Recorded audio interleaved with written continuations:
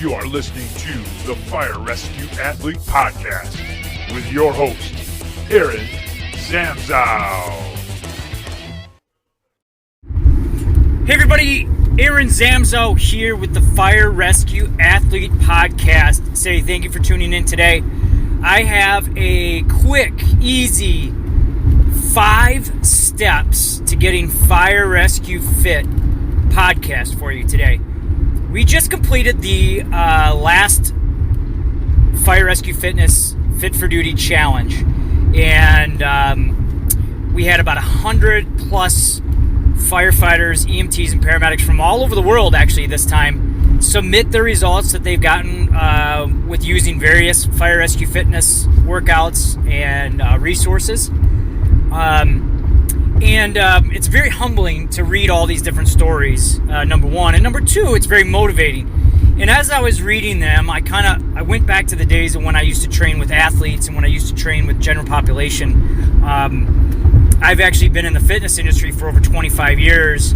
And these last 5, though, running the Fit for Duty challenges have been very, very gratifying. And I just started to look a little bit into everybody's stories and ask some questions of, what really made these particular individuals succeed. And got some great feedback from them. I contacted some former athletes that I worked with, and just went back and looked to see if I could find some common steps, some common traits between all these different successful fitness stories. And I came up with 5 actual steps that pretty much every single one of them went through to get to their success. And I wanted to share them with you today. The first one is really basic, and it's actually all these different steps. You're probably going to be, thinking, gosh, hopefully it's magic. Well, when you put them all together, it can be magical. But the first step that all these athletes did to create their success is that they made the decision to be successful. And I had one of the athletes, send me back something. He said that I really did one thing. I did one thing that really determined what I was, my outcome. And that was, I got rid of my excuses. Because we all have them. And, me included, I've used them. I use them sometimes even, pretty recently. But you got to throw them aside more times than not.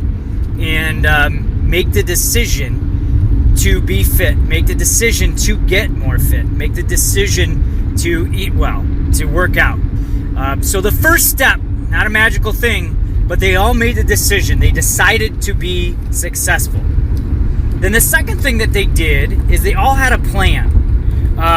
When I used to work with my athletes, my pro athletes, very fortunate enough to work with some NBA, NHL, NFL athletes, they all followed a plan, whether it was preseason, postseason, on-season.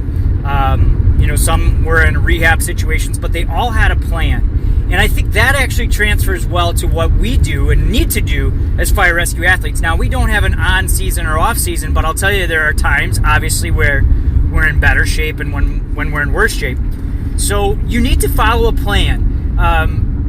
This is maybe where FRF can help you out. We have 6-week, 8-week, 12-week programs. Now we're consistently running a Fit for Duty challenge. If you go to the website, you look at workouts, and you'll see that there's a challenge that we run a couple times a year. But these are plans and programs. They draw out, when you should be working out, different eating guidelines you should follow. Now, if it's not Fire Rescue Fitness that you're following, you have another one. The biggest thing is get a plan. I think one of the reasons why we all fail is that we kind of start working out, but we go back to what we used to do in high school or what we used to do when we were, younger, and that doesn't necessarily work now. So, first thing, make a decision to be successful, to be fit. Second thing, get a plan. And then the third thing is you really need to focus on nutrition. You need to really eat like an athlete would. As firefighters, EMTs, and medics, I often write and I often talk about, obviously, that we are athletes. Our mindset needs to be that of an athlete. You need to fuel your body to prepare yourself for the job that you might be asked to do, and in some cases are asked to do. And really what that means is trying to eat more healthy, trying to eat more natural foods, trying to limit your sugars. All these things can really parlay into poor health, body fat gain, poor performance. You also need to hydrate like an athlete. A decrease in hydration can actually lead to sudden cardiac arrest, can lead to stroke, which, hey, that's what kills us. Hydration, limiting sugars, limiting processed foods, making sure you're getting enough fruits and vegetables, getting good a protein source, and then minding your portion control. That all kind of plays into eating like an athlete. It doesn't kind of, it does play into eating like an athlete. So, first you make the decision. Second thing is you get a plan. Third thing is that you eat like an athlete. And so the fourth thing is you need to find a support network. All of the different success stories that I've read notably talk about a significant other, a workout partner, their crew, their department, that extra element of support. And now what I mean by support is that sometimes a really good support system tells you what you need to hear, not what you want to hear. And let me reiterate that. A great support system tells you what you need to hear, not what you want to hear. Because getting in shape is hard at times. And you sometimes need to hear that from people that are close to you. That, yeah, get to work. I'm going to be there for you, but it is hard work. So you need to get a support system. And I really learned this last time that we ran the Fit for Duty Challenge, this last January. We created a Facebook group for those people participating, and we had about 1,000 plus people in the group. Now, some contributed more than others, but for the most part, a lot of people said that they went to that group for motivation. Now, this was also a place where I was posting a lot of different resources. Different people were posting things like recipes that they were following, sometimes some trials and tribulations that they were experiencing. But it was really a great place for people to gain motivation, build each other up, and ask for some help. And I really discovered then how important support networks can be. And then, of course, looking into this a little bit more and reaching out to my former athletes and former Fit for Duty champions, that was confirmed.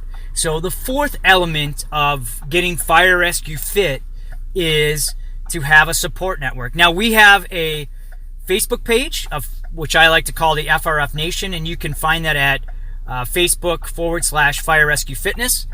There are like-minded individuals like yourself that often comment on a lot of the posts and videos that I post there, and I post there at least twice a day, so that's a great starter point for you. Once again, that's Facebook.com/Fire Rescue Fitness. So that's really the fourth element in getting Fire Rescue Fit. Get a support network. And the fifth one is no-brainer here, no magic. It's execute your plan. Nike once said, and had a great slogan, and I'm sure you still see the t-shirts, said just do it. And it does come down to that. You put one foot in front of the other, and you start executing your plan. Now, if that plan doesn't start working for you or isn't working for you, you got to make an adjustment, and you maybe have to step a little bit to the right or left, but you keep making progress going forward every single day. And that really, really just comes down to, daily devotion, using that support network, following that plan, and executing it. It's not rocket science when it comes down to getting more fit for duty, getting in shape, losing some weight, getting stronger. It comes down to working hard and working efficiently, and that's where that plan comes in. That's where the support network comes in. That's where eating well comes into it, and that's where having the right mindset comes into it. So those are really the 5 steps to getting fire rescue fit. The 5 steps to getting fit for duty. The 5 steps to losing that next 20 pounds. The 5 steps for getting your turnouts to fit better. And I hope that helps you a little bit. You got to prepare yourself for the journey. You got to execute it. And with Fire Rescue Fitness and this Fire Rescue Athlete podcast, hopefully we can give you some resources to do that. As always, please tune into firerescuefitness.com. You can contact me there, ask me any question. I am available to you probably 24 hours a day. Again, this is Aaron Zamzo. I appreciate you supporting the podcast. Look forward to your comments, to your questions, and look forward to helping you get fit for duty. Thank you for listening to the Fire Rescue Athlete Podcast with your host, Aaron Zamzow. Please tune in again soon for more fitness tips for fire rescue athletes.